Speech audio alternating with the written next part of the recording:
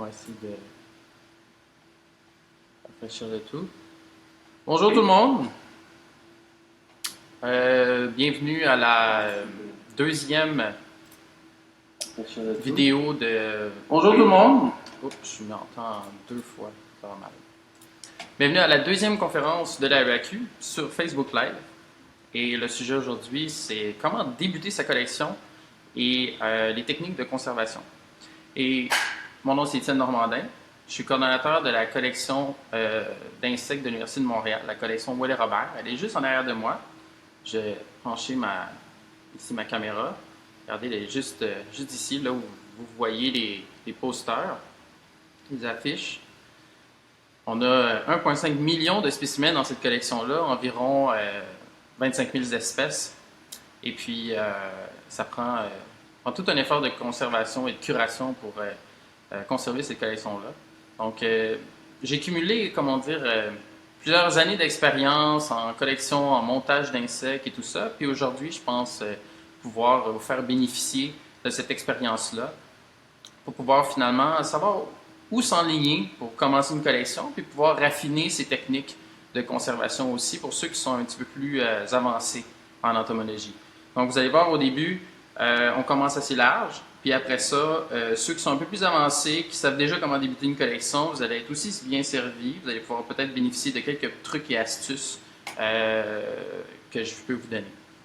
Donc, on commence tout de suite avec le PowerPoint.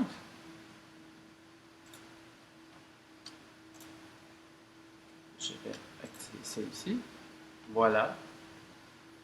Donc, vous voyez, on a fait une belle photo à la collection Ouellet-Robert.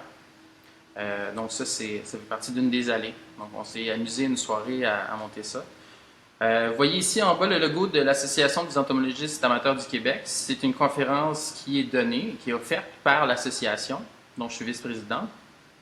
Et je vous invite cordialement à visiter le site web, à adhérer, parce qu'on fait des activités à toutes les semaines. Tous les mois pour conscientiser les gens à la promotion de l'entomologie, avec des conférences, avec des activités de toutes sortes. Même l'été, on s'en va chasser, dans la nature. Donc, on commence tout de suite. Où acheter le matériel? Donc, souvent, il y a des gens qui me demandent, Étienne, par où je commence? Je cherche sur Internet, je trouve souvent pas de matériel pour commencer ma collection d'insectes. Mais premièrement, on a quelqu'un au Québec, un fantastique monsieur qui s'appelle Jean Paquet, et il a appelé son entreprise l'Atelier Jean Paquet. Donc ça va très bien. Cherchez ça sur Google, vous allez trouver plein de matériel en entomologie diverses. Donc, on va passer au travers ensemble le matériel de base à se procurer pour commencer une collection. Il y a aussi le Naturaliste, malheureusement qui n'a pas de boutique à Montréal, mais ils ont une boutique à Québec. Donc, avec toutes sortes de produits, dont des produits en entomologie. Pour les gens qui sont amateurs de nature aussi, vous allez pouvoir trouver d'autres matériels là. Sur le site web de la RAQ, on vend pas sur le site web, mais si vous faites une demande par courriel, vous pouvez avoir des épingles. Donc, Claude Chantal, il vient toujours avec des épingles souvent aux rencontres mensuelles. Donc, si vous voulez des épingles, vous pouvez en demander finalement à Claude Chantal. Il y a aussi, vous le connaissez peut-être un peu moins, mais c'est Indigo Lab Instruments, une compagnie canadienne qui vend toutes sortes d'instruments de laboratoire, comme ça le dit, mais ils vendent aussi une panoplie de matériel dans l'entomologie, donc des épingles entre autres. Entre autres, à l'Université de Montréal, on achète des fois de là parce que les fournisseurs doivent être canadiens, etc. Il y a aussi BioQuip, qui est bien connu quand même, mais c'est une compagnie californienne, donc si vous ne voulez pas trop payer cher de shipping, vous pouvez peut-être aller vers l'atelier Jean Paquet. Mais sinon, chez BioQuip, lorsque vous faites par exemple une commande de filets, de toutes sortes d'instruments qu'il n'y aurait pas ailleurs, à ce moment-là, vous pouvez en même temps commander des épingles et toutes sortes de choses. C'est vraiment la manne pour un entomologiste, BioQuip. Il y a toutes sortes d'équipements qu'on ne trouve pas ailleurs, en fait, ou presque pas. Très intéressant. Ensuite, bien évidemment, quand on a commencé, il faut se procurer il faut se procurer des cadres et des USNM. Donc, c'est quoi la différence entre un cadre, un Cornell et un USNM? Donc, USNM, c'est un acronyme, et puis les USNM vont être plus grands, donc en général plus carrés. Ce qu'on trouve le plus souvent, d'ailleurs, ici à la collection Wiley-Robert, c'est les Cornell. C'est ce qui est le plus populaire, c'est eux qui vont venir avec un petit tiroir en laiton, un petit tiroir, oui, en laiton, et un porte-carte. Donc souvent, lorsqu'on commence à avoir une collection de style un peu plus scientifique, on va vouloir se procurer des Cornell. Les USNM sont souvent utilisés d'ailleurs quand même pour les collections de papillons et de papillons de nuit. Donc à considérer si vous êtes lépidoptériste, donc collectionneur de papillons, ça pourrait être intéressant là. Et puis, finalement, bon, vous avez les cadres. Donc là, les cadres, souvent, si vous allez voir sur l'atelier Jean Paquet, ils ne viennent pas avec de porte-cartes en laiton. Donc, ces cadres-là sont vraiment faits pour être accrochés au mur. Donc, si vous voulez exposer vos insectes, vous pouvez le faire en achetant des cadres. Je pense qu'ils sont légèrement plus petits. Et ils vont venir avec un trou en arrière, justement, pour l'accrocher au mur. Il y a aussi des casiers de rangement. On entend souvent parler des casiers de rangement. La plupart des entomologistes amateurs en ont pas, mais il y en a, ceux qui sont un petit peu plus avancés commencent à avoir ça parce que ça peut être très utile lorsqu'on commence à avoir une collection scientifique. On va avoir justement des casiers comme ça qui sont en carton. L'atelier Jean Paquet en vend. Il y a d'autres compagnies aussi américaines qui en vendent. Très important de sélectionner les casiers de rangement en fonction du cadre que vous avez. Donc, il y a des casiers de rangement pour les USNM et des casiers de rangement pour les Cornell. Donc, il ne faut pas mélanger les deux systèmes de cadres. Beaucoup plus utile pour les insectes pas papillons. Donc, souvent, ça peut être... Là, j'ai mis justement l'exemple des papillons avec des casiers. Moi, ce que j'aime, je parle pour moi, mais les collections de papillons, souvent, justement, parce que les papillons prennent beaucoup d'espace, les ailes sont relativement fragiles quand même. Je trouve ça très pratique d'avoir un cadre où c'est que du plastazoate. Donc, le plastazoate, c'est finalement l'espèce de styromousse blanc qu'il y a dans le fond du cadre. OK?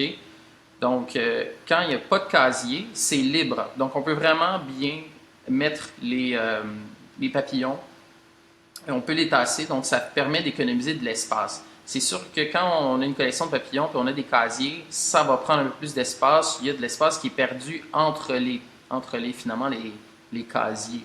Donc, vous pouvez voir ici, si c'était juste du plastazoate, on pourrait ranger beaucoup plus de papillons.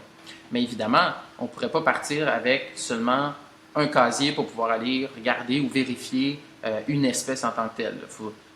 Avec un casier comme ça, on peut juste le retirer, partir avec les 9 spécimens, tandis qu'avec un plastazoate dans le fond au complet, ben là, il faudrait détacher chacun des spécimens et les mettre dans une boîte de transport, par exemple, ou même un autre casier, vous voyez. Donc, important à décider lorsqu'on commence une collection, un fond en plastazoate ou des casiers. Il y a les avantages et les inconvénients aussi. Mais en général, les casiers, c'est assez pratique aussi. Les épingles. Donc, beaucoup de questions sur les épingles que j'ai eues dans le passé. Ça vient, les épingles, en plus que 7 tailles, voyons, 9 tailles.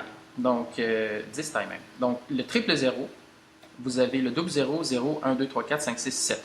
Donc, vous voyez, je vous ai mis la première photo à gauche. Ils ont tous la même hauteur. Il y a seulement la taille 7 qui est plus haute. D'accord? La taille 7 est beaucoup plus utile pour les coléoptères qui sont très épais, qui sont très hauts. Donc, on parlait des bousiers, les bousiers de crottes d'éléphant, par exemple. Toutes sortes de gros cérambycidés, des longicornes, tout ça, qui ont un corps vraiment épais. On va utiliser une épingle 7. C'est plus rare. Évidemment, on parle d'exotique. N'essayez pas d'épingler un insecte québécois avec une 7.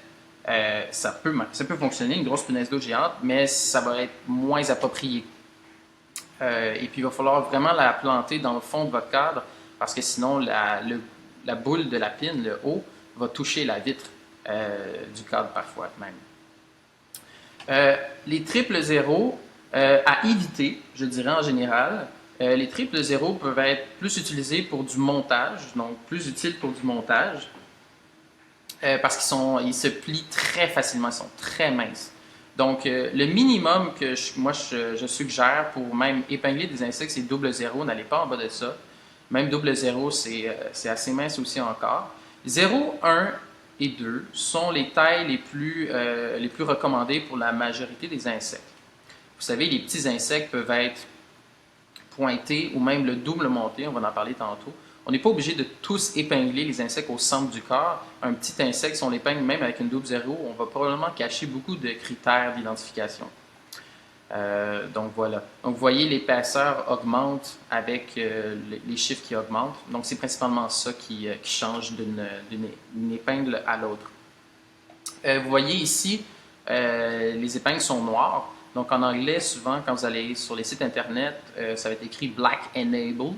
Donc ce sont les épingles entomologiques. C'est l'épingle qui va dans l'insecte. Donc on ne parle pas d'épingle de montage, on va en parler. Ça doit être absolument une épingle entomologique qui doit être plantée dans l'insecte. Il y en a juste seulement une. OK? Et puis, ça peut être les noirs, ou il peut y avoir les galvanisés ici au milieu. Vous avez une photo d'épingles galvanisées, elles sont grises. Donc, ça, c'est des épingles que vous pouvez acheter, sont légèrement plus chères. C'est plus fait pour des spécimens de plus haute importance, de plus haute valeur, par exemple. Et elles vont durer ils ont une durée de vie finalement beaucoup plus longue que les épingles. Quand je dis durée de vie, là, on parle de dizaines et des dizaines d'années. Les noirs sont très, très bonnes et durent très longtemps aussi, là. D'accord? C'est juste que la qualité les selles galvanisées est plus haute. Donc, elles sont légèrement plus chères. Pour ceux qui ont de l'argent, ils peuvent le faire avec les galvanisés, s'ils veulent. Et puis, donc voilà, la Black Enameled.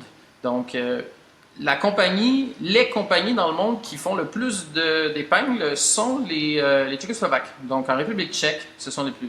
Là-bas, il y a, je pense, une ou deux compagnies qui font des épingles. Et les épingles Entosphinx se retrouvent sur la plupart des plateformes de revente de produits en entomologie. Si vous voulez économiser de l'argent, par exemple, vous êtes un gros collectionneur, vous voulez collectionner beaucoup d'insectes, vous pouvez carrément aller sur le site d'Entosphinx et commander une boîte. Donc, ça ne sert à rien, vous allez payer trop cher si vous achetez juste une boîte d'épingles. C'est des petites boîtes de 10 paquets d'épingles. Dans chaque petit paquet, donc sachet d'épingles, il y a 100 épingles. Donc, environ 100 épingles, la valeur, c'est environ autour de 5, 6, des fois 7 $. D'accord? Donc, vous allez payer en euros ici chez Entosphinx, évidemment, c'est en Europe. Donc voilà. Donc, il va falloir commander des plus grandes quantités. Je vous conseille d'acheter chez Jean Paquet ou à l'AEAQ. Les prix sont aussi très bons, il n'y a pas de problème. Et on va pouvoir vous vendre ceux qui sont noirs ici. Les étaloirs, quelque chose d'assez important. Vous allez pouvoir trouver les étaloirs à l'atelier Jean Paquet sur son site web. Il y a quelque chose de particulier avec ces étaloirs-là. Oui, ils sont en styromousse bleu. Je pense de 1,5 pouce. Donc, c'est du styromousse d'isolation en quelque sorte. Donc, vous pouvez, si vous voulez, pas acheter de là, vous pourriez, par exemple, aller chez Renault Dépôt, Rona, n'importe quel détaillant, quincaillerie un petit peu plus grosse, et acheter finalement du styromousse. Et vous pouvez vous faire vous-même vos étaloirs à papillons ou vos étaloirs à insectes standards. D'accord? Donc, ceux de Jean Paquet ici, et sur certains sites internet, ils ont un angle. Donc, vous pouvez choisir l'angle, donc un angle de 5 degrés ou de 10 degrés. Qu'est-ce que ça fait, ces angles-là? En fait, grosso modo, c'est que lorsqu'on va monter nos papillons, évidemment, les ailes qui vont être aplaties, comme on le voit sur la deuxième image, sur l'étaloir, ils vont avoir, lorsqu'ils vont sécher, évidemment, un angle de 5 ou de 10 degrés. Et lorsqu'on met ça dans une collection, finalement, ça permet, lorsqu'il peut y avoir des changements d'humidité à l'intérieur du cadre ou à l'intérieur du cabinet de collection, les ailes peuvent descendre un petit peu. Donc, si déjà on lui donne un angle de 5 ou 10 degrés, lorsqu'ils vont descendre, au moins, ils risquent d'arriver à 190, c'est-à-dire à l'horizontale. Donc, si on étale sur une surface plane, donc en achetant par exemple du styromousse chez Renault Dépôt, comme l'image ici à droite, si on étale sur une surface plane et que, par exemple, il y a des changements d'humidité, etc., bien là, les ailes vont descendre en bas, finalement, de l'horizontale. Ça, c'est moins voulu un petit peu, là, surtout dans les collections de papillons. Donc, je vous parle ici des étaloirs, surtout des papillons, mais pour les autres insectes, il s'agit d'utiliser un styromousse plat et on épingle sur le styromousse. D'accord? Vous pouvez d'ailleurs venir à notre activité annuelle de montage qu'on fait à la section Montréal. J'espère bientôt, probablement, qu'ils vont l'organiser aussi à la section Québec, des petits messages que j'envoie. Je finis en disant que ici, pour les étaloirs, l'image centrale de l'étaloir en bois, personnellement, je déconseille les étaloirs en bois. Okay? Pour ceux qui en ont déjà acheté, c'est malheureux. Si vous l'aimez, tant mieux. J'ai plusieurs personnes, moi-même, on ne préfère pas les étaloirs en bois, souvent parce qu'ici, justement, les épingles, il va falloir utiliser des bonnes épingles pour percer ce bois-là. Des fois, les épingles décrochent parce que c'est pas du styromousse, elle ne reprend pas sa forme facilement, le bois, hein, on voit ça facilement. Et donc, à déconseiller, les étaloirs en bois, surtout pour les papillons. Évidemment, on va commencer une collection d'insectes, on va les épingler, on va en parler tantôt, mais on va vouloir la protéger, cette collection-là. Il y a plusieurs produits qu'on peut utiliser. Donc là, il y a toutes sortes de choses que j'entends de plein de mondes différents. C'est un peu le cafouillage. Je vais essayer de mettre de l'ordre ou peut-être d'expliquer un petit peu mieux pour pouvoir vous enligner vers la bonne chose. En somme, le paradis chlorobenzène, qui est finalement les boulamites ici, les mothballs, on peut acheter ça dans n'importe quelle quincaillerie. C'est effectivement un produit chimique. Donc, c'est un produit chimique qu'on va mettre finalement dans la collection. On peut prendre une boule, le mettre dans le coin de notre cadre ou notre cornell et l'immobiliser avec des épingles. Ça se fait. Évidemment, la boulamite peut se dissoudre un petit peu à l'air ou à l'humidité avec le temps. On va vouloir quand même lui mettre un support pour pas qu'il y ait de l'espèce de jus qui aille sur le plastazoate, finalement, notre collection. Bon, ça va peut-être abîmer le styromousse dans le fond, vu que ça soit joli quand même. Donc, ce que moi je fais des fois, ce que je faisais dans le passé, parce que j'en utilise plus, je me faisais un petit carré en papier ou en carton, je mettais la boulamite dedans et puis je l'immobilisais dans le coin de ma collection. Donc, il y en avait un dans chaque cadre, dans chaque tiroir de collection. Ça sent. Les boulamites, ça sent, vous le savez. Nos grands-pères, nos grands-mères en mettaient des fois dans les garde-robes, justement pour faire décarpir les petits papillons qui mangent la laine, qui mangent les fibres biologiques. Ça sent, il y a des gens, les propriétés carcinogènes, hein, cancérigènes, sont là avec le paradis chlorobenzène. Sentir ces odeurs-là avec le temps. Bon, il y a des entomologistes qui ont travaillé toute leur vie dans des collections. C'est pas bon pour leur santé. Je n'ai pas d'études, il n'y a probablement pas d'études là-dessus sur la prévalence des cancers chez les entomologistes qui ont utilisé des boulamites. Mais tout de même, vous pouvez l'utiliser, c'est efficace. Encore une fois, ça a été observé. Il y a des dermès, on va en parler tout de suite dans la prochaine diapositive ou dans les deux prochaines.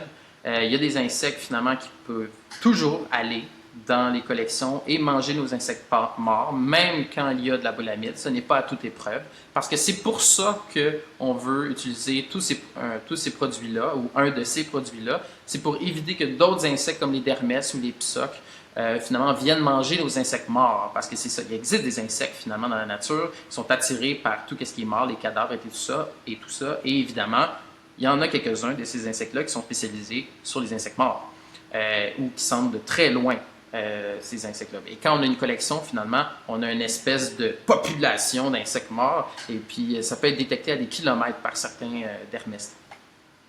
Ici, on a, vous avez probablement entendu, plutôt les amateurs, parler de l'huile de thym. Donc le thymol, c'est ce que ça dit finalement, c'est de l'huile de thym.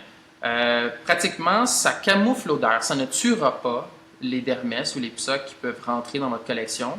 Ça ne fait que camoufler l'odeur d'insectes morts. Étant donné qu'on peut retrouver aussi des dermès dans des collections où il y a des boulamites, on peut penser que finalement les boulamites ne tuent pas les dermès, donc aussi camouflent l'odeur à un certain point. Donc tout ça, c'est pour camoufler l'odeur de notre collection. Donc tant qu'à tant qu'à finalement la camoufler, aussi bien utiliser de l'huile de thym, ça sent meilleur. Et où la mettre, cette huile-là? Évidemment, on ne va pas la mettre sur notre place azoate, dans le fond de notre collection. On va utiliser des espèces de bulles comme ça. Vous pouvez les acheter chez Antosphinx. C'est quand même dans les... Il n'y a pas beaucoup de fournisseurs qui fournissent ces petites bulles-là. Vous voyez ici, c'est une bulle en verre et il a une espèce d'entonnoir. On va mettre les gouttes dedans. Il a et c'est terminé par une petite épingle comme ça. On va évidemment l'épingler dans le fond de notre cadre, notre tiroir. Et puis cette huile-là, finalement, va dégager son odeur pendant quand même longtemps. Ça dure quand même longtemps, ces trucs-là. Donc là, ça permet de camoufler. Mais encore là, ça ne va pas permettre vraiment d'empêcher à 100% des insectes, comme des dermestes, de rentrer dans nos collections. Finalement, il y a des vrais insecticides qui existent. Donc, encore une fois, si vous allez sur le site d'Antosphinx, j'en ai pas trouvé sur d'autres sites. Sur le site d'Antosphinx, ils vendent des bandes comme ça. C'est un insecticide qui ressemble beaucoup à du Vapona. Du Vapona qui est un peu moins vendu depuis quelques années. Donc, vous achetez des bandes comme ça, bien par la poste, vous les mettez dans votre collection et là, ça va vraiment tuer, c'est supposé, ça va vraiment tuer les insectes nuisibles vivants qui se trouvent dans votre collection, ou même pour prévenir d'avoir des insectes dans votre collection. Cet insecticide-là est inodore et évidemment, bon, incolore, même si la plaquette est jaune. Donc, ce n'est pas parce que vous ne sentez rien que ça ne fonctionne pas, et c'est pas parce que vous ne sentez rien que ce n'est pas dommageable pour votre santé. Donc, ne sniffez pas ces plaquettes-là, c'est de l'insecticide. Donc, souvent garder et, si possible, l'utiliser finalement le moins souvent possible, parce que c'est quand même un insecticide qui est relativement puissant. Donc, vous voulez garder ça surtout à la portée non à la portée des enfants, donc loin des enfants. Évidemment, on ne voudrait pas qu'ils mettent ça dans leur bouche. Donc, voilà. Et donc, comme je vous parlais, ce sont les ennemis des collections. La plupart des collectionneurs qui ont un peu d'expérience les connaissent. Le premier, c'est le dermeste. Donc, les dermestes, ce sont des petits coléoptères, donc des espèces de scarabées qui ont des élytres, donc une carapace dure. Et ce qu'on trouve le plus souvent dans les collections, qui sont les plus visibles, ce sont les larves des dermestes. Donc, ici, on en a une. Et puis, ils sont poilus comme ça, ils sont facilement reconnaissables. Ce qu'on peut retrouver le plus souvent, finalement, c'est peut-être pas la larve qui pourrait être bien cachée, c'est probablement plus les exuvies, donc c'est les anciennes peaux des dermestes qu'on va retrouver dans les collections. Et puis, un bon indice qu'il y a des dermestes, vous allez trouver de la petite poudre en dessous de vos spécimens. Donc, ici, on a un cas très sévère de collection qui s'est fait attaquer par des dermestes. Là, c'est très sévère. S'il y a quelque chose qui est récupérable, tant mieux si vous avez ça comme collection. Sinon, jetez le reste. Mais normalement, surveillez régulièrement vos collections. Régulièrement, ben, vous n'êtes pas obligé de le faire une fois par jour, mais je pense qu'une fois par semaine, ça pourrait être raisonnable. Une fois 2 semaines, une fois par mois aussi, c'est aussi raisonnable. Ici, dans la collection Willet Robert, on le fait quelques fois par année. On fait tous les cadres, donc on les vérifie. Et dès qu'il y a une apparition de dermestes, on les traite. Donc, on va parler des traitements qui sont faisables aussi quand on a cette invasion-là. Donc, voilà, de la petite poudre qui est observable. En dessous, soyez très minutieux et spéculeux sur finalement l'apparition de cette poudre-là. Il va falloir inspecter comme il faut le dessous de vos spécimens, donc avec un œil scrupuleux, scrupuleux, pour vraiment déceler une intrusion le plus rapidement possible. C'est ça que vous voulez faire. Un deuxième ennemi des collections, c'est les psoques. Malheureusement, en anglais, on les appelle les book lice, en fait. Les psoques, malheureusement, je n'ai pas trouvé sur Internet de photos d'invasion de ça. Personnellement, moi, j'ai déjà commandé des insectes par Internet séchés. Et puis, il y en avait un d'entre eux qui était infesté de ça. L'insecte était intact, heureusement. Mais je voyais les petites psoques qui bougeaient dans la papillote du coléoptère que j'avais commandé. Et donc, quand vous voyez ça, soit dans votre collection, soit lorsque vous commandez des insectes, d'ailleurs, traitez tout ce que vous recevez. Si il y a des gens qui vous donnent des insectes, traitez-les. On va parler des traitements. Traitez-les avant de les insérer, de les introduire dans votre collection. C'est très important. Donc, les psoques sont plus petites, sont moins visibles que les dermestes. Et les dommages aussi sont moins visibles. Les psoques vont manger des petites parties. Souvent, ils aiment beaucoup les ailes des papillons, les marges des ailes des papillons. Donc, les poils sont des insectes qui aiment ça, manger finalement les poils tomenteux, branchés, des fois même le pollen qui peut se retrouver sur certaines abeilles, dont le pollen qui reste sur les spécimens qui ont été épinglés, ça arrive. Donc, il faut manger toutes sortes de choses comme ça. Et puis, ça va faire de la poudre très, très fine à ce moment-là. Donc, il faut être encore très scrupuleux sur l'inspection des collections lorsque c'est le cas. Comment on fait pour s'en débarrasser maintenant? Une des manières les plus faciles, c'est la double congélation. Qu'est-ce que c'est ça, la double congélation? Bien, premièrement, on va congeler une fois. Donc, on va essayer, si vous avez, c'est pas tout le monde qui a un congélateur tombeau ou même des congélateurs qui a assez d'espace pour mettre un cadre de collection au complet, parce que ça serait ça la meilleure solution, c'est de mettre le cadre au complet dans le congélateur. C'est la meilleure solution. Si vous ne pouvez pas, ce que vous pouvez faire, c'est prendre vos spécimens, les mettre dans des boîtes de transport. Donc, encore là, vous pouvez en acheter à l'intelligent paquet, mettre ça dans des boîtes de transport et mettre ça au congélateur.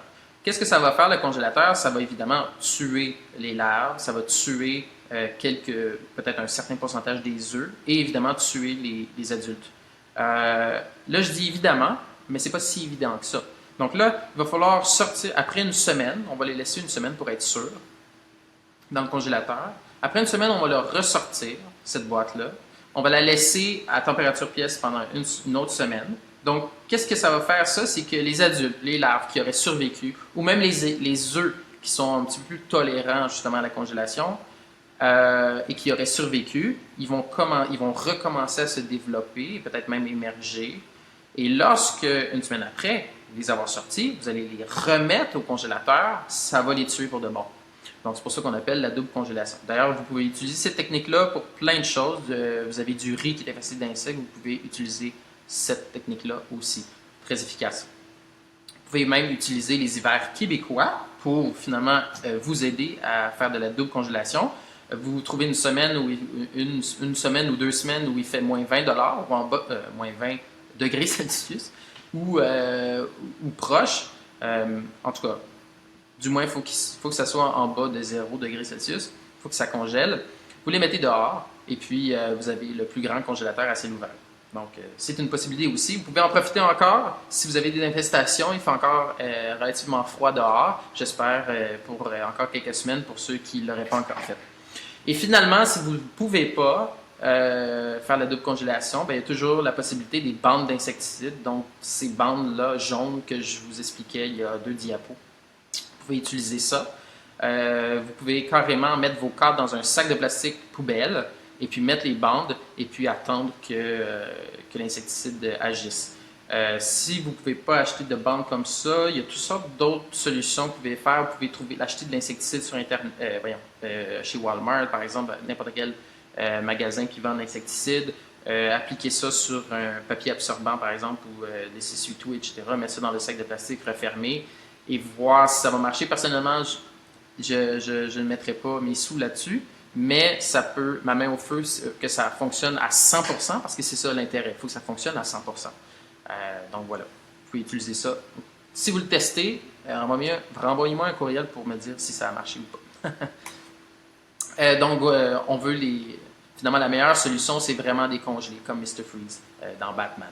Voilà. Donc, on va parler maintenant des techniques de conservation. Voilà. La conservation, ça commence au début. Donc, quand on chasse des insectes. Donc, ça commence par la mise à mort, finalement. Et donc, il y a plusieurs méthodes, quelques méthodes pour la mise à mort, pour la capture des insectes aussi.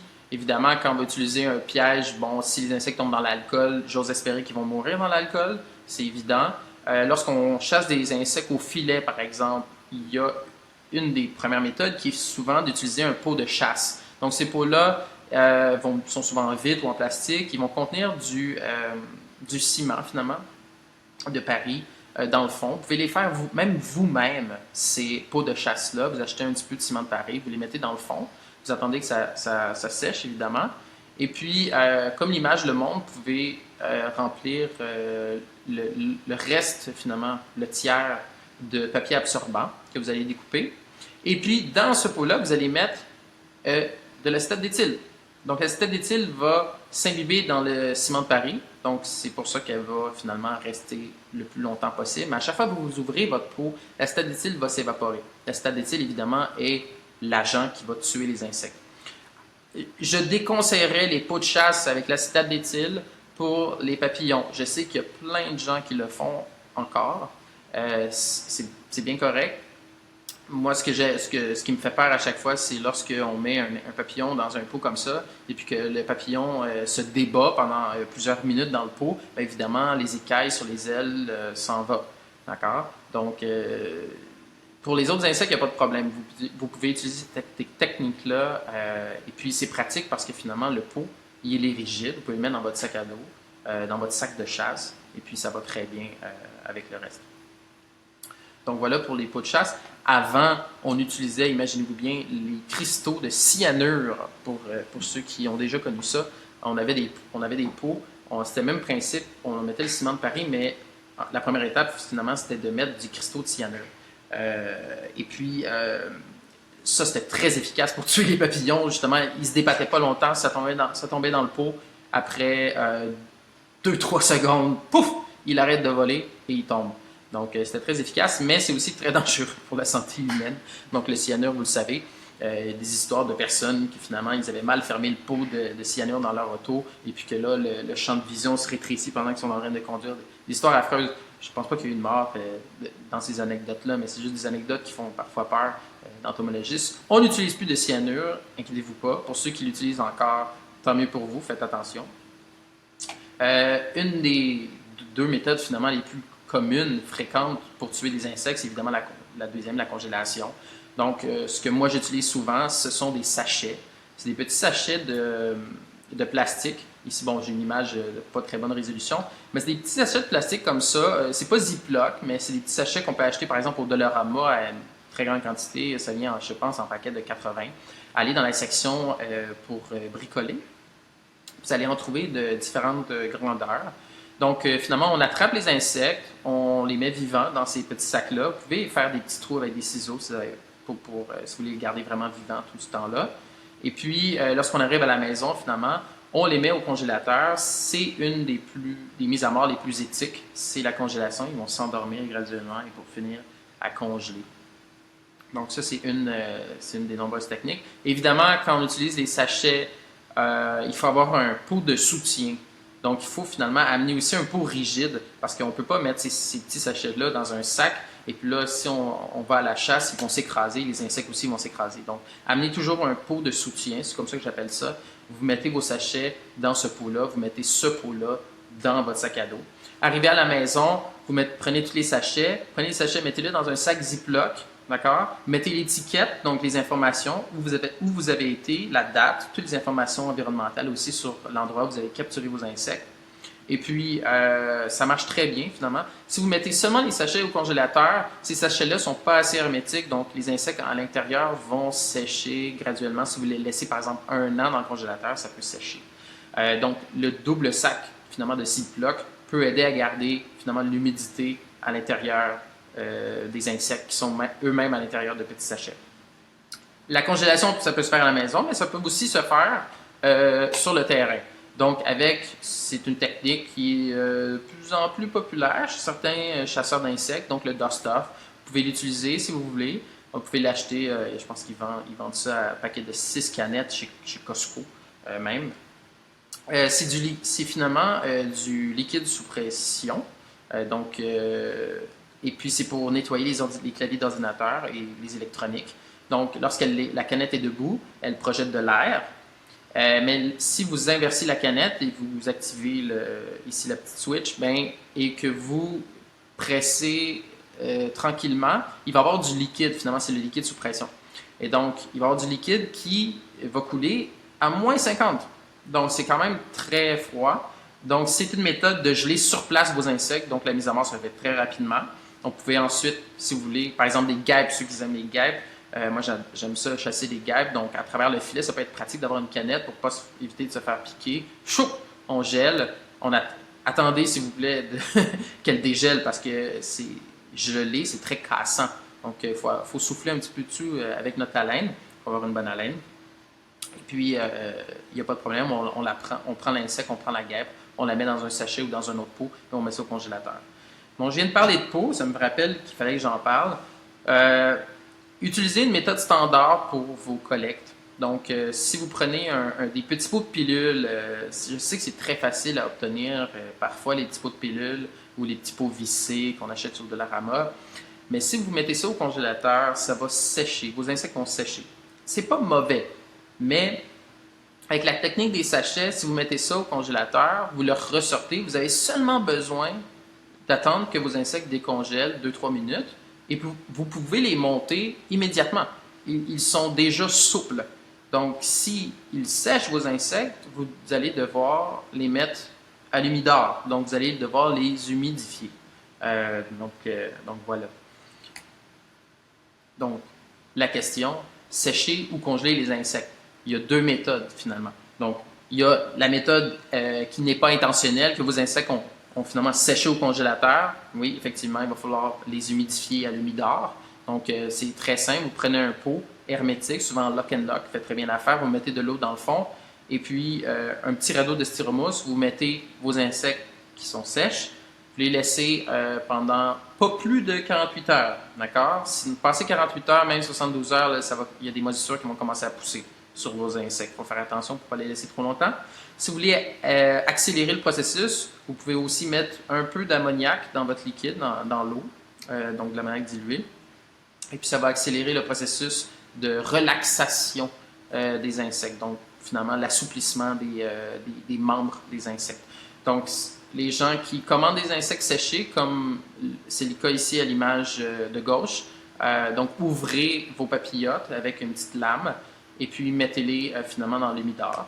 Les coléoptères, vous n'êtes pas obligé de les mettre dans l'humidor, vous pouvez seulement les mettre dans l'eau. Donc l'eau tiède ou l'eau chaude, pas trop chaude, pas bouillante quand même, ça va altérer les couleurs. Donc c'est ça, il faut faire attention. Si vous avez des coléoptères, des scarabées, bon, des insectes qui ont des couleurs, faites le test. Voyez si en les mettant dans l'eau, ça altère les couleurs ou pas.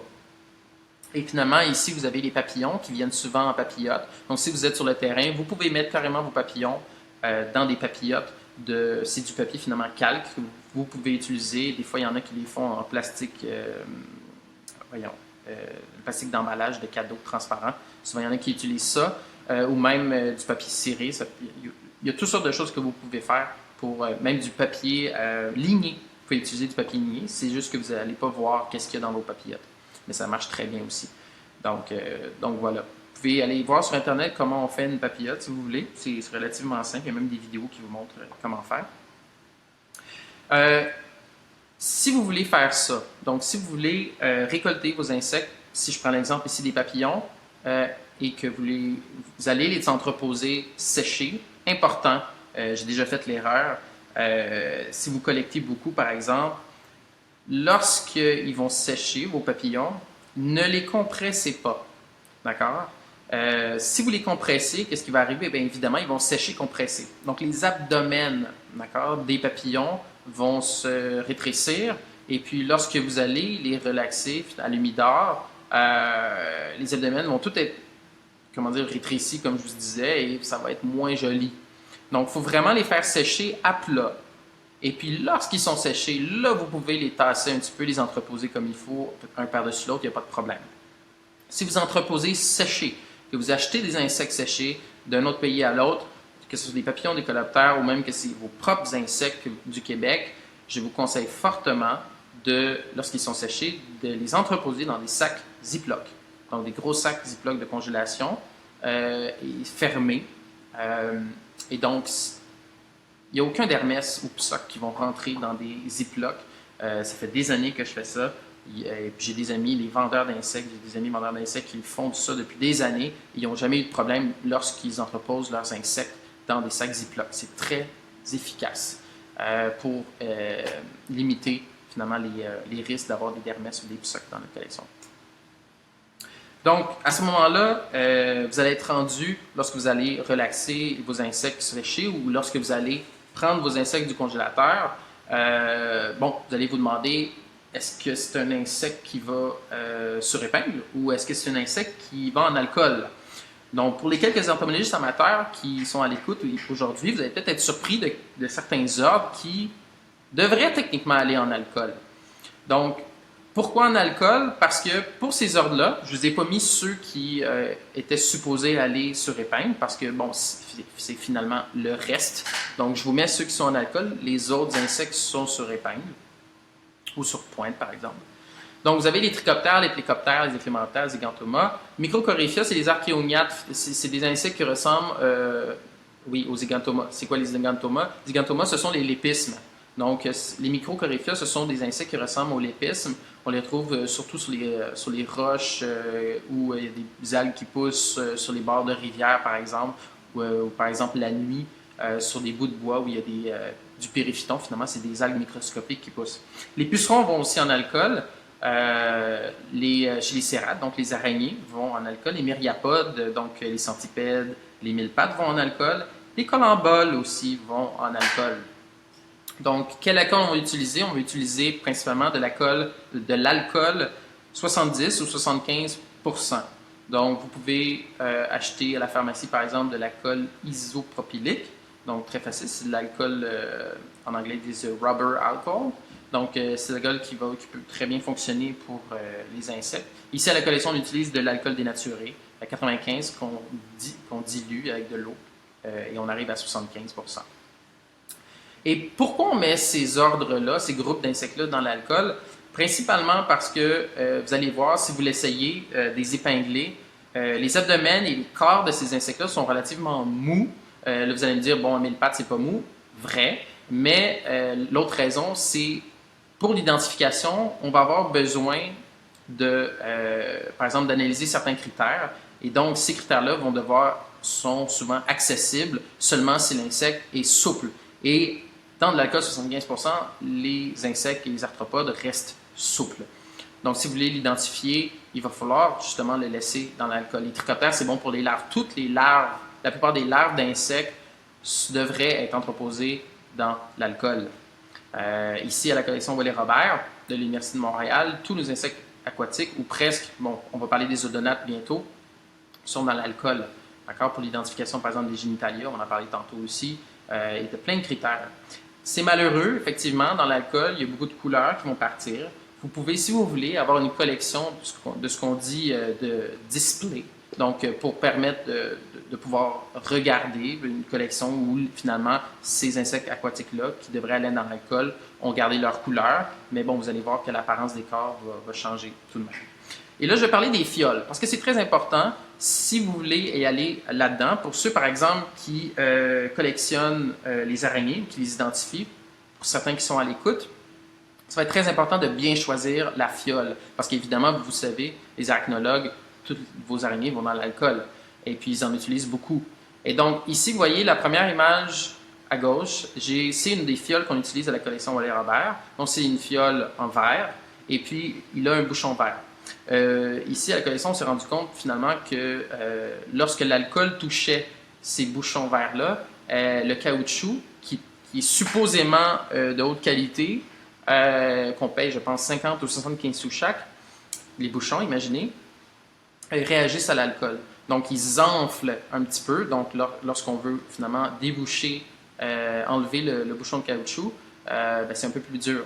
Et puis, des fois, ça peut rester pris là. Donc, évidemment, on remplit l'alcool juste avant la limite du bouchon. Il existe des bouchons de plus grande qualité. Ici, on en a aussi des rouges qui coûtent 1$ chaque. Il y en a même des gris qui coûtent plus cher que ça, qui sont utilisés dans d'autres collections, qui ne réagissent pas à l'alcool. Donc voilà, ça c'est une des solutions que vous pouvez acheter sur Internet. Une autre solution assez intéressante, ce sont les bouchons les éprouvettes, les fioles en plastique. Vous pouvez en acheter de la compagnie Starstead, une compagnie qui vend toutes sortes de produits à base de plastique pour les laboratoires. Très important pour tous les bouchons de fioles pour les insectes qui sont vissés, c'est d'avoir ce qu'on appelle un O-ring. Finalement, c'est un joint d'étanchéité qui va dans le bouchon et on le voit très bien ici avec cet exemple-là. C'est un joint d'étanchéité noir qu'il y a dans le bouchon. Donc, si vous voyez ces fioles-là, je pourrais vous mettre des liens sur la publication Facebook pour que vous puissiez voir, ou même finalement visiter le site. Ça, ces fioles-là sont très bonnes. Évidemment, on va moins bien voir à travers que des fioles en verre. C'est pour ça que je vous présente à la droite une troisième option. Ce sont des fioles en verre comme ça. Et vous voyez le bouchon à l'intérieur, il y a un ajout. Finalement, c'est un bout de plastique qui est de forme conique. Et à la base de ce cône-là, on ne le voit pas malheureusement, mais il y a un joint d'étanchéité en caoutchouc. Donc, très bonne aussi ces fioles-là. Donc, à considérer fortement pour tous ceux qui collectionnent des arthropodes qui vont dans l'alcool, c'est de bien magasiner ces fioles parce que vous ne voulez pas commencer avec des mauvaises fioles. Il y en a une panoplie des fioles qui sont moins bonnes. Et qu'est-ce qui va arriver? L'alcool s'évapore graduellement des fioles et puis vous devez sans cesse renouveler l'alcool dans ces fioles-là. C'est pas très agréable lorsqu'on en a surtout beaucoup, une grande collection en alcool. Donc, je parlais des insectes aquatiques. Les odonates, les libellules sont partiellement aussi des insectes aquatiques. Et là, c'est un peu particulier pour les libellules. Vous pouvez, si vous voulez, les épingler, ces libellules-là. C'est possible. Les libellules, par contre, à cause de leurs ailes très grandes, prennent beaucoup de place dans une collection. Si vous commencez à en collectionner, vous allez voir, vous allez commencer à acheter beaucoup de tiroirs rapidement. C'est pour ça ici qu'il y a cette possibilité-là aussi. Les plus grandes collections de libellules utilisent cette méthode-là, évidemment, parce qu'ils ne pourraient pas avoir l'espace pour tous ces libellules-là, tout étalé. Et puis, la plupart des critères d'identification des libellules peuvent se voir avec la libellule sur le côté comme ceci. Donc, à la droite, vous avez ce qu'on peut appeler une papillote de libellule. C'est une enveloppe de plastique transparent. Vous pouvez acheter ça chez BioQuip, il y en a. Ils appellent ça des glacines, des glacines. Donc, c'est une enveloppe. Vous allez finalement faire des grandes étiquettes en carton. Donc, vous pouvez utiliser chez Gros en Gros du carton pour les cartes d'affaires. Et puis, je pourrais vous envoyer un modèle si vous voulez. Je vais vous envoyer un modèle d'étiquette tantôt pour une autre chose. Je pourrais vous en envoyer un pour ça aussi. Et vous écrivez le nom de l'espèce, les informations sont beaucoup plus grosses, et évidemment le nom de votre collection. Donc là, par exemple ici, D.R. Paulson Collection, c'est une collection assez connue aux États-Unis. C'est un grand collectionneur de libellules, celui-là. Et donc, voilà. Donc, vous pouvez, par exemple, entreposer une bien plus grande quantité de libellules en collection lorsqu'ils sont dans des glacines, dans des enveloppes de plastique comme ça, que lorsqu'ils sont étalés. Il y a les avantages des inconvénients des deux méthodes. Évidemment, s'il y a un critère à avoir, il va falloir sortir la libellule de son enveloppe. Mais c'est une méthode bien utilisée chez les odonatologues qui collectionnent beaucoup. Le montage des insectes pour les autres insectes, donc les insectes qu'on va dire normaux, donc qui vont sur des étaloirs. Donc ici, on a la plupart des insectes, comme vous voyez ici à gauche, comme notre beau bupreste ici, s'étalent sur, tout simplement, comme je vous disais au départ, sur un styromousse plat. C'est tout simple. Une épingle va dans le corps et vous utilisez d'autres épingles pour placer les pattes. Ici, moi, j'utilise des épingles entomologiques. Vous n'êtes pas obligé de faire ça, ça coûte relativement cher quand on en a beaucoup. Des épingles entomologiques, vous pouvez utiliser à ce moment-là des épingles à coudre que vous pouvez acheter chez plein de magasins. J'aime bien les épingles entomologiques parce que lorsqu'on en utilise beaucoup, des fois, on peut ne plus voir notre spécimen tellement il y a d'épingles à coudre. Les épingles entomologiques sont plus minces. J'aime mieux ça, personnellement. Ici, on a le papillon, un beau Imperialis spini, et puis sur son étaloir à papillon. Donc voilà, c'est à ça que ça ressemble. Une épingle dans le thorax et des épingles autour qui tiennent les ailes ensemble. On va les laisser sécher pendant au moins une semaine à l'air libre, tout dépendant de la grosseur du spécimen, et on va retirer les épingles et ensuite l'étiqueter. Donc voici un exemple des étaloirs que vous pouvez trouver, vous pouvez avoir. Donc un étaloir à papillon ici, un étaloir à insectes en général. Et ici, donc voici, moi je me fais des fois des étaloirs pour des montages spéciaux, donc des petits insectes. Ce sont des fentes que je me suis fait moi-même. Vous pouvez faire la même chose si vous voulez, avec un X-Acto, ça se fait très bien. Et puis j'étale sur le même plan les pattes que les ailes, donc ça va très bien. Si ça vous dit quelque chose, vous pouvez utiliser cette méthode-là, ça fonctionne bien en général. Donc, évidemment, cette conférence-là n'est pas pour vous expliquer tout comment monter des insectes. Donc, ici, je vous ai mis une très bonne référence. Souvent, peu de gens la connaissent. C'est un livre que fait l'Agriculture Canada, Les insectes et arachnides du Canada, partie 1, récolte, préparation, conservation des insectes, des acariens et des araignées. Donc, c'est très complet quand même. Je vous ai mis ici une page que je vous ai photographiée et ça explique tout ce qu'il faut savoir finalement sur la récolte, la préparation et la conservation des insectes et sur où épingler nos insectes. Donc, une panoplie d'informations. Et puis, vous pouvez l'acheter sur Internet et c'est pas cher. Regardez, je vais vous montrer ici, là. Voilà. Et on va aller sur Internet. Regardez ici, seulement 6 volumes. Donc, volumes direct. Mettez ce titre-là. Et puis, c'est vraiment pas cher. Donc, c'est un prix presque donné et vous pouvez l'acheter évidemment en français. Donc, ça, c'est très bien. On est content qu'il y ait des publications en français. Donc voilà, toutes les informations sont là. À la collection Wallet-Robert, on en a plusieurs exemplaires. Si vous passez par là, vous pouvez le consulter sur place si vous voulez. C'est une des possibilités. Je vous explique brièvement le montage de papillons. Pourquoi? Parce que je voulais vous donner une petite astuce. Donc ça, c'est la méthode normalement utilisée pour les papillons. C'est la méthode avec les bandes de papier calque. Donc, je ne vous l'explique pas en détail, évidemment. Vous pouvez aller voir des vidéos YouTube. Vous pouvez aller voir le volume sur le montage d'insectes. Il va vous expliquer ça en détail. Il y a cette méthode-là, la méthode A que j'ai appelée. Donc, c'est la méthode avec les bandes de papier calque ou de plastique, par exemple. On va monter les ailes, on va piquer dans les ailes, en dessous de la veine costale, et on monte les ailes comme ça. Je parle des papillons parce que c'est souvent ce qui est le plus difficile pour les néophytes et même certains amateurs. Je vous parle d'une méthode B, finalement, pour apposer les ailes. Parce que moi-même, quand j'ai commencé, j'utilisais cette méthode-là. Je la trouvais un peu fastidieuse. Des fois, ça marchait, des fois, ça marchait pas. Notamment pour les hespéridés. Hein, c'est des papillons de jour qui volent très vite et c'est parfois difficile de les étaler. Même parfois les géométridés, donc les papillons de nuit qui ont les ailes très fines. C'est des fois même pas facile de les étaler sur un étaloir avec cette méthode-là. Donc, j'ai conçu des petits outils. En fait, ces petits outils-là sont connus. Donc, c'est l'autre outil ici qui est, finalement, vous voyez, c'est des cure-dents. Et puis, on insère une épingle entomologique qu'on va crochir comme ça.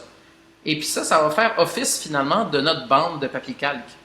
Donc, on n'est plus avec notre main gauche, si on est droitier, bon, ou gaucher. Avec notre main gauche, on aplanit l'aile sur l'étaloir. Et avec la main droite, on peut piquer avec notre petit outil qui est muni d'une minutie, je vais en parler tantôt. Une minutie, c'est une épingle très, très, très petite qui est très fine. Vous pouvez en acheter sur Internet. Vous pouvez utiliser des épingles entomologiques là, si vous voulez. Vous n'êtes pas obligé d'utiliser des minuties. Moi, j'utilise ça parce que je ne veux pas que le trou paraisse. Des fois, moi, je monte des petits papillons, donc c'est pratique d'avoir un petit trou. Ou même qui n'est pas existant. Et donc, la minutie est très petite. Si vous utilisez une épingle entomologique, coupez-la avec une pince. Donc, voici une pince. Il vous faut ça pour pouvoir faire ce petit outil-là. Donc, vous avez besoin de ce matériel-là. Vous avez besoin d'une pince à main, d'une pince pour couper, des cure-dents. Utilisez les plus épais que vous pouvez trouver. Vous voyez, ceux-là qui sont en couleur bois ici, ne sont pas assez épais, je trouve. Il y en a qui sont en couleur, qui sont plus épais. C'est beaucoup plus facile de rentrer les épingles dedans. Et finalement, une pince à épingle qu'on appelle, vous pouvez trouver sur Internet, ou n'importe quelle pince qui a des dents. Donc, il faut qu'elle ait des dents, cette pince-là. Et l'outil fantastique, c'est celui-là. C'est celui qui est crochis. Donc, ça permet vraiment d'aplanir l'aile et avec la main droite de prendre le petit outil avec la minutie et de monter l'aile. Et là, vraiment, on a de la marge de manœuvre parce qu'on contrôle presque tout. On contrôle finalement notre main gauche, l'aplanissement de l'aile. Donc, elle ne se relève pas parce que, bon, si vous la relevez, elle va se relever. Donc, vous pouvez vraiment, ça permet d'avoir un contrôle le plus complet de notre montage de papillon. Et si vous venez à une de nos rencontres de montage, je vais pouvoir vous expliquer finalement comment on utilise bien cette technique-là pour les hespéridés. Ça permet finalement lorsque l'aile inférieure arrive par-dessus l'aile supérieure, ce qu'on ne veut pas, ça permet de la rentrer par en dessous et de la mettre en dessous avec ce petit outil-là. C'est beaucoup plus facile, comme ça. Si vous manipulez des minuties, je vous conseille d'utiliser cette pince-là. Donc, la pince qui est totalement à droite, c'est une pince qui n'est pas totalement pointue, qui est arrondie, qui est dure et qui est lisse au bout. Et ça vous prend ça pour manipuler des minuties.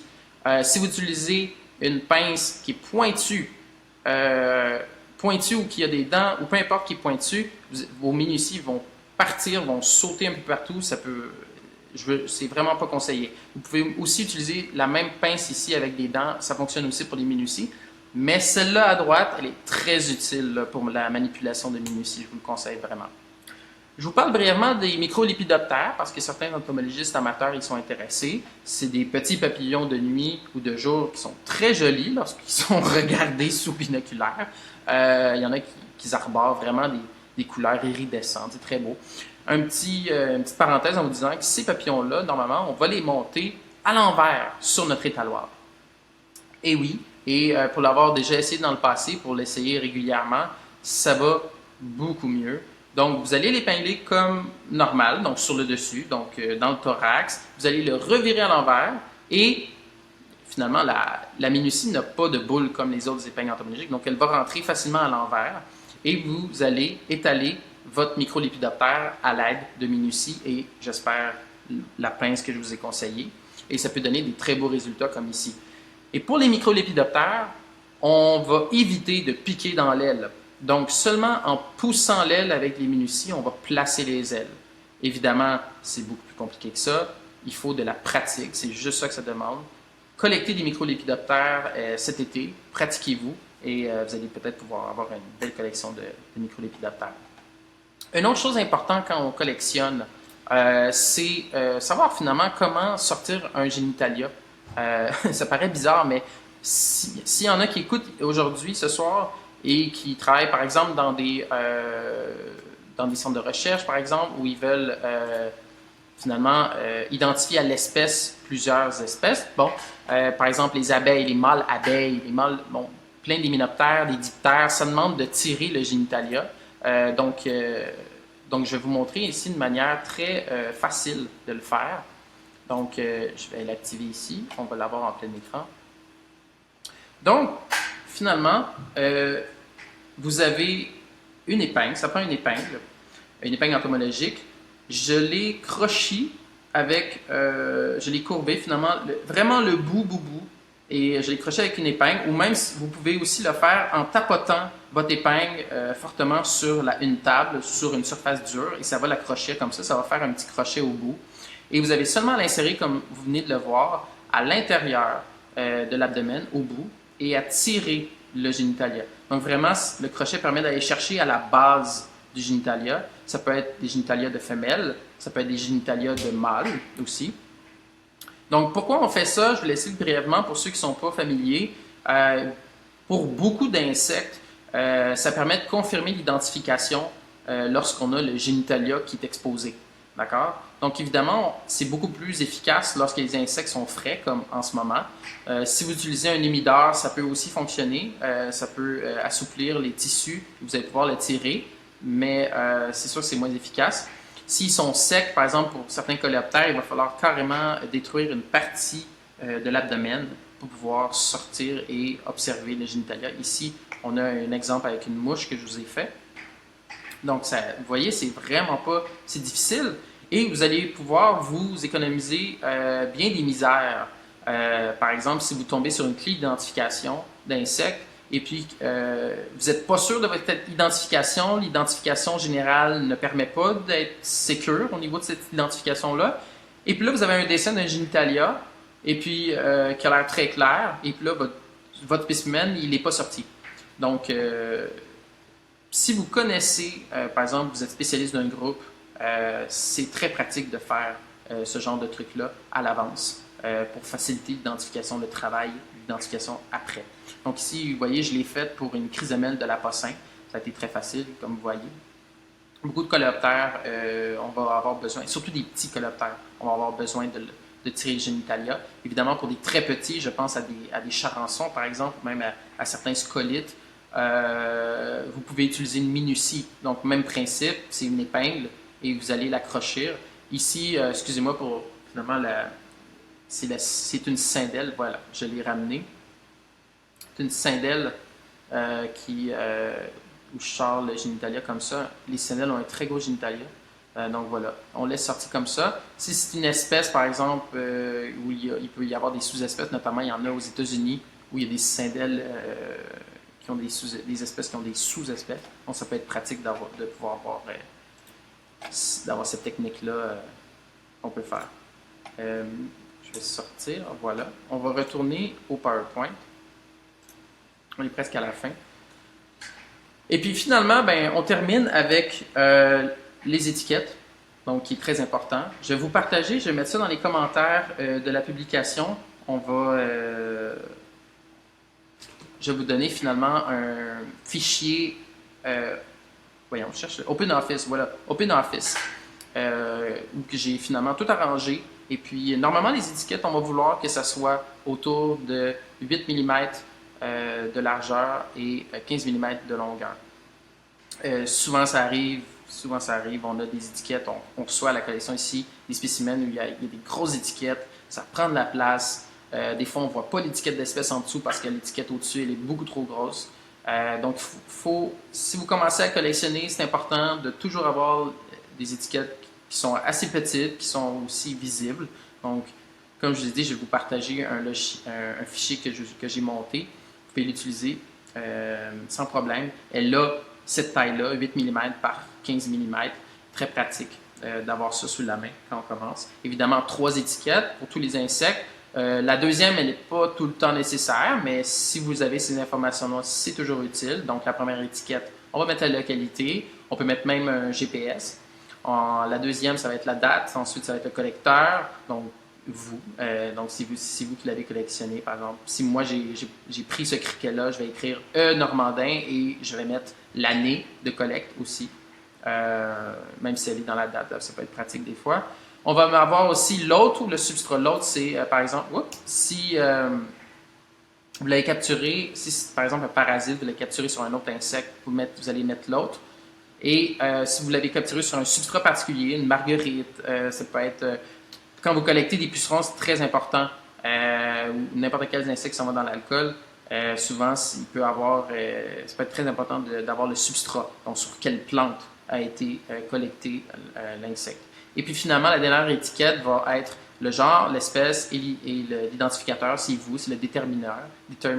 Donc là, ça va être par exemple, si c'est moi, ça va être E Normandin 2018. Det E Normandin 2018. Voilà. Pour terminer aussi, les étiquettes pour les fioles d'alcool, ça en prend, sont plus grandes. Donc, ne faites pas des étiquettes qui ont cette taille-là. Faites des étiquettes qui épousent finalement la hauteur de vos fioles. Donc, si vous avez des fioles plus petites, utilisez évidemment les plus petites, les plus grandes. Et puis, même principe, mais les fioles en alcool, ça prend 2 étiquettes. Donc, une qui montre la localité, la date et le collecteur, et une autre qui est à l'endos, donc qui est à l'envers, qui est collée sur l'autre, qui peut être visible de l'autre côté de la fiole finalement, avec finalement les informations du genre, espèce et identificateur. Évidemment, l'étiquetage dans les fioles peut varier d'un collectionneur à l'autre, ce n'est pas coulé dans le béton, mais pour les insectes épinglés, c'est pas mal la norme. Donc, merci beaucoup de votre écoute. Aujourd'hui, on en a fait une conférence qui durait absolument 1 heure, donc c'est génial, pas trop longue. Donc, je vais être là sur la page pendant encore quelques minutes. Donc, si vous avez des questions, n'hésitez pas. Je vais pouvoir y répondre sans problème. Je vais vous partager d'ailleurs le fichier. Merci beaucoup. N'hésitez pas à aller finalement sur le site internet, j'en profite pour en parler, sur le site internet de l'AEAQ. Donc, voici le site internet de l'AEAQ. On a inséré la page d'adhésion. Vous pouvez être membre. Donc, devenir membre ici. Et puis, vous pouvez cliquer et payer finalement en ligne avec votre carte de crédit. Donc, c'est une nouveauté à l'AEAQ. Et on va ajouter toutes sortes de choses sur le site aussi à venir, dont la boutique qui est toujours à venir malheureusement. Mais ça va s'en venir avec la vente d'épingles et tout ça.